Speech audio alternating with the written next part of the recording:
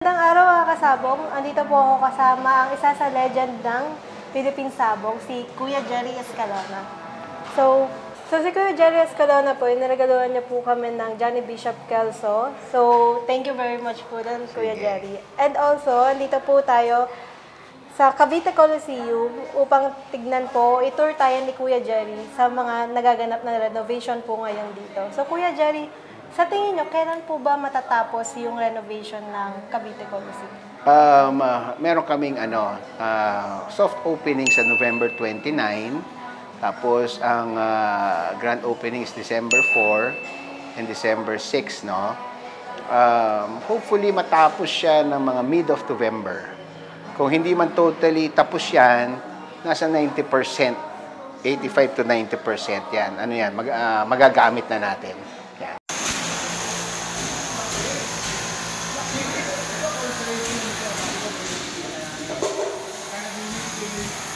Para ng mga sofa dito. Sofa. Tapos magkakaroon ng dalawang malaking screen sa wall. Yun conference room sa likod ko. Sa likod mo. Conference room yan.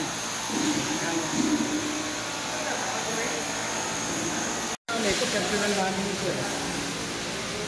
Meron din. Pero entrance sa manok dito sa Rueda Locaber. Doon. Doon. Pwede rin bumaba doon. Oh, nalagyan namin hangganan. Sa kabilaan. Doon na mababa kayo dyan. Kami ay doon. Yung tiga dito. Ito, butas ito. Ito, 3 hektarya mahigit na parking. So, paparada ka doon. Papasok yung manok dito. Pero, yung... Sa mga nakikita ko pong renovation, Kuya, ang lalapit na po ng mga kailangan ng sabongero. For example, yung tarian, andyan na. Yeah. Tapos katabi niya na yung keeping, Yeah. yung gamutan. Yeah, yung pinag-aralan namin diyan, yung flow ng per area. Let's say galing sa cock house, from weighing, tarian, merong heating room, hanggat pag-akyat at paglabas ng gradas. Ano yun? Isang flow lang yung tao. Hindi siya mahihirapan.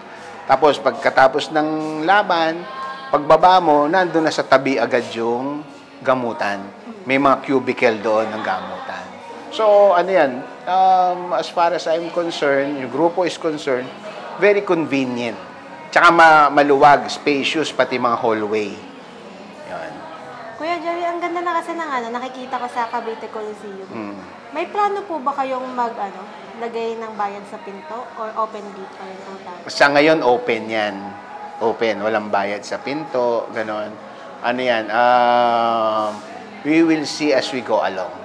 Kung anong gusto ng mga sabongero. Yan. So, bale po, open po ba ito para sa mga gusto magpalaban? Oo, pwede yun. Kung gustong magpa-derby dyan, o ang kakausapin lang number 1 dyan, ang pit manager namin, si Lowell at saka sila Regan. So, silang hahawak ng mga derbies. Ako, as part owner nito at saka as managing partner, I will oversee yung takbo.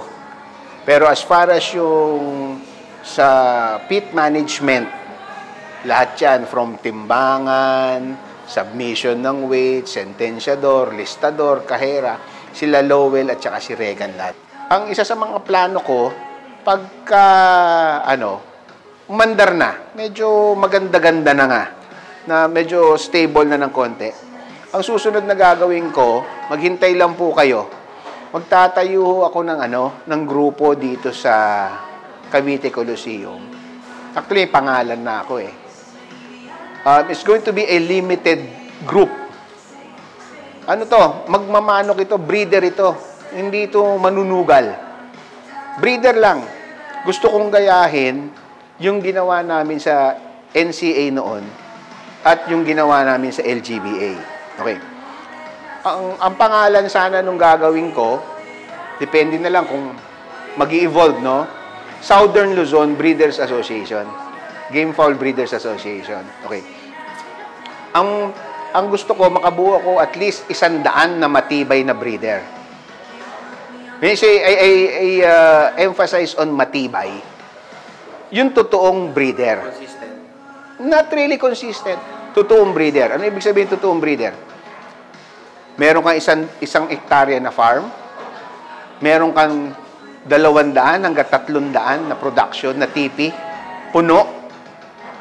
Pagkatapos, magtatanong-tanong kami kung okay ba siyang kasama. Kasi ang plano ko dito, kung paano kami sa NCA nun, at saka sa LGBA nun, yun ang grupo na gusto kong buuin. Hindi ito tungkol sa pera. Ito tungkol to sa breeder. Tunay na breeder ang gusto ko para umangat ang industriya. Okay? Hindi ito sugal. Gusto ko talaga magbuo lang na kapag narinig ng tao na, let's say, nabuo yung grupo na yun na Southern Luzon Breeder Game Fowl Association, matitibay ang manok yan. Para sa ganun, tangkilikin yung palaban. So, kasi,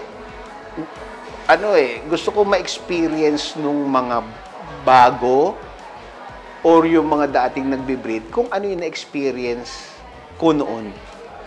Nung una yung mga na yan, yung mga grupo na yan. So, kumbaga sa gusto ko lang bigyan ng konting dignidad ang pagiging breeder. Hindi lahat pera, hindi lahat pusta na susukat yan. Nasa klase ng manok yan. At saka nasa klase ng tao ng breeder. Okay? So, bakit may mga criteria? Para sa ganun, alam natin na kapag merong labanan, nabubuin yung grupo. Kasi magdidesisyon yan yung buong grupo naman eh. Lahat sasali. Ang mahirap kasi, sa experience ko, maraming sumasali. Sasali lang ng 1-2 derby, tapos mawawala na. Hindi. Kami sa NCA noon, kapag sinabing laban, ito yung schedule mo. Kasi at that time, 2 weeks lang, every 2 weeks ang labanan. Lahat sumasali. Okay? No excuses. Kasi, ang membro, may palabra de honor. Sa bungero tayo eh. Ito mo, pera nga, tinatapon eh. Sa loob ng ruweda nun eh. Di ba? Okay? Sa mga panahon na yon. Okay. Dapat, magbuo tayo ulit ng grupo na kapag sinabing kasama ka dito, alam nila marangal ka. Okay? Sana mabuo ko yun at sana magkaroon talaga ng pagkakataon yun, lalo na yung mga breeder na makasali dyan. Iba nun. Inabutan namin yung panahon, lalo na sa LG, na pagsama-sama namin yung mga breeder ng Luzon. Kaya grabe ang Pasay dati. Grabe yun. Tsaka San Juan. Ako, ang dami ko natutunan doon. Grabe yun, yung panahon na yun. Tsaka ang gusto ko sanang mangyari na pagka naglaban-laban tayo sa ruweda, magkakaibigan tayo. May camaraderie. Kasi ngayon nakikita ko, may mga nag-aaway pa eh. Bakit? Manok lang yan. Manok lang yan. Kung gusto nyo magpagalingan tayo sa ruweda. Alam ko naman, matatalo ka ng isang araw, ako naman ang matatalo sa susunod. Ganun ang sabong. So, kalimutan na natin yung yung mga bangayan na yan, manok lang yan. Diba? Enjoyin na lang natin yung pagmamanok. Una-una, ito, grupo kami dito na niyaya ako ni Pare Louie, Madlambayan, tsaka yung mga magkakapatid. Kasi si Mr. Jan Kapinpin, nilapit sa kanya itong sabungan ng Cavite Coliseum. So, nung nilapit na sa amin, since magbabarkada naman kami, alam naman ninyo, na gusto nila magsama-sama kami dito. Okay? Actually, yung unang sagot ko sa kanila is, hindi natin alam yan. Paano natin patatakbuhin yan? O, isa lang naman sagot nila sa akin, ikaw nang bahala, ikaw nakakaintindi sa pagpapatakbo. Kasi at one time, sa LGBA, napatakbo namin. Okay? Yung grupo namin, napatakbo namin noon, gumanda yon at one time. So, ang idea nila is, akong mag-manage no So dito partnership ito, marami kami dito. Nakita nyo malaki to. Malaki to. Doon sa mga familiar, sa Cavite Coliseum, okay, ito yung dati, nagkakaroon din ng international derby dito. Nung buhay pa yung dating sikat nating senador at saka artista na si Ramon Revilla Sr. Okay? So, yun siyang mahilig sa sabong. So, anyway, nung in-offer sa grupo to, we took the challenge. Okay? So, ngayon, pukpukan ito, halos 7 days a week, almost 24 hours a day, ang trabaho dito para mahabol namin yung anniversary. Okay, anniversary is December 4 and December 6 na may derby tayo. Okay, 7 Stag Derby yon, na big event. Okay, magkakaroon kaming soft opening to dry run, okay, ng November 29. So, ifa-finalize lang muna namin ano lang, ordinaryong laban lang para lang umandar, masubukan lahat yung sistema. Okay. Doon sa nakakapunta dati dito sa sabungan na to, at maaalala ninyo kung ano yung itsura ng sabungan, pagpunta nyo dito, hindi nyo na makikilala. Okay? Ang naiwan na lang ho dito, yung poste, yung haligi ng arena. So, tsaka halos inayos po totally. Ang purpose nung paggagawa namin ng sabungan na to, dahil sa kami lumalaban-laban din, naiintindihan namin kung ano yung need ng bawat sabungero. So, nag-umpisa kami doon sa dapat malaki ang parking. Okay, ang parking namin, extendable to 3 hectares. Okay, pero sa ngayon, baka i-develop namin mga 1 hectare muna. Dahil sa medyo malaking gastusin yung parking pagka tinambakan yung 3 hektarya. Okay. Pagpasok mo dito, wala na hong paparada sa loob ng sabungan. Lahat sa labas. Even kami, sa labas kami paparada. Yun ang pagdesisyonan namin. Para pagpasok ng sasakyan, free-flowing tayo. Walang traffic. Walang pababa. Pagpasok ninyo sa gate, 2 po ang daanan namin. Yung isang daanan na main entrance, pagpasok ninyo, may mga na doon, may mga maliliit na stalls, gano'n, tapos may canteen, gano'n. Yun? Maluwag. Yung other side naman ng sabungan is magiging pasukan ng mga manok lang at saka labasan ng manok. Okay? Tapos, pagka sa mga regular derbies natin, yung buong hallway na yon ng pasukan na ginawa namin, doon na rin ang ulutan pagka nagkaroon tayo ng ulutan. Baka 200, 300 tao kakasya doon sa ulutan na yan, Malapad yun. Oo, malapad yun. Mahaba yun. No? So, hindi kayo mauulanan. Inusubukan namin na maging komportable sa lahat ng bisita. Itong sabungan na to. Okay? Tsaka ito, high ceiling ito. Ang arena natin, yung loob ng arena, fully air-conditioned. Doon sa may canteen, meron tayong VIP doon. Doon sa huling count namin, baka kasya 100 tao hanggang 120 tao. Doon sa may canteen. O kung hindi ma-adjust, more or less yung 100 siguro kakasya doon. Sa VIP, naka-aircon yun. Yung sa may canteen, open space din yun, malalaking electric fans na. Kasi pagka in-aircon pa ho natin yun, baka hindi na natin kayang bayaran yung kuryente. So, yung mga specific areas, inayos namin na presko. Pangalawa, yung buong sabungan ho, naka-tiles yun. Okay, ang cock-houses natin, naka-tiles din. 120 cock-houses yun. Yung normal size ng cock-house is 2.5 meters by 4 meters. So, it's about 10 square meters ho yun.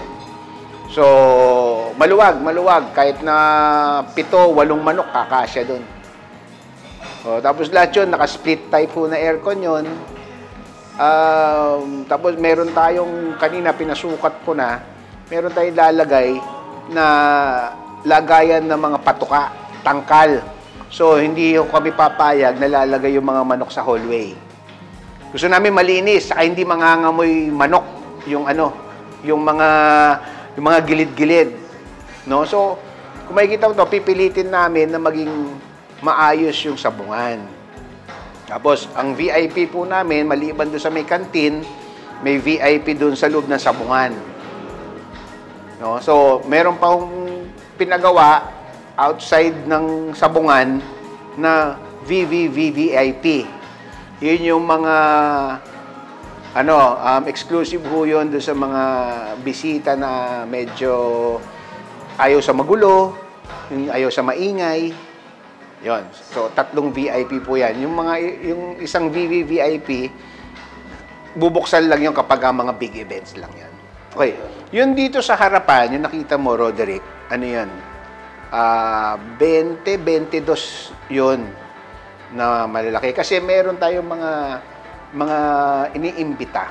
Meron tayong mga kaibigan na nagdadala ng 2 entry kung minsan. So, para magkasya yung manok nila, doon natin, yun ang bibigay natin cockhouse. O, sige, kunyari, 6 tag o 6 cock ang labanan. Magdadalawang entry siya, 12 manok yun. So, makikita mo, may ilang piraso na malalaki. Yun yun. The rest, pang isa-isang entry yun. Kasya doon ng mga 7 manok. Hanggat 8 maximum. Split type yun. Tapos, lahat ito, actually, dumating na last week yung mga auxiliary fans. Lahat ng cockhouse namin, lalagyan na auxiliary fan yun. So, option ninyo kung gagamitin nyo o hindi. Ganon. Tapos, sa ngayon pa lang, nakikiusap ako. Alam naman natin, sa sabong ito, gusto natin maging maayos ang takbo. Doon ho sa gagamit ng mga cockhouse, huwag niyong pabayaan na masira o madumihan yung cockhouse.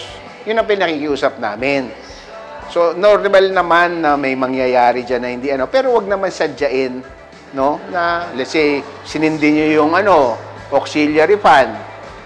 Tapos, gusto nyo humina kung ano-anong pagsasaksak nyo sa auxiliary fan para humina, huwag nyo nalang buksan. Diba? Pero may option kayo kasi, tapos lahat ng mga cockhouse doon, may mga maliliit na bintana para hindi nakukulob yung manok kung ano man ang gusto ninyong gawin. So, ano to? Ito sabungan na to, more or less to, well thought of ito. Lahat na, binigay na. Kung ano yung anggulo na gusto namin as mananabong, di ba? Yun ang pinipilit namin buuin. Yung katulad namin, naisip namin, 120 cockhouse, I think it's more than enough. Madalang naman magkakaroon ng 120 entry yan eh. Tsaka kung titignan mo, kung galing ka sa norte, maski nagaling ka pa ng Tarlac, Pampanga, Nueva Ecija, pagsampa mo ng Skyway, hanggat sa sabungan, mga 1 hour, 10 minutes lang. Kasi 45 minutes yung dulo-dulo ng Skyway eh. Okay? Pagbaba mo, halos 15-20 minutes lang yung sabungan eh, sa coastal. So, hindi matraffic pagpunta. Madaling puntahan. Kaya nga, tuwa rin kami nung nabigyan kami yung pagkakataon at inocular namin. Sabi namin, doable. Walang pasikot-sikot. Aguinaldo Highway ka lang. Pagbaba mo ng coastal. Diba? Madaling punta. Tabi pa ng SM. Bacoor. Oo. So, maraming pasyalan. Pati malapit sa mga hotel. Marami.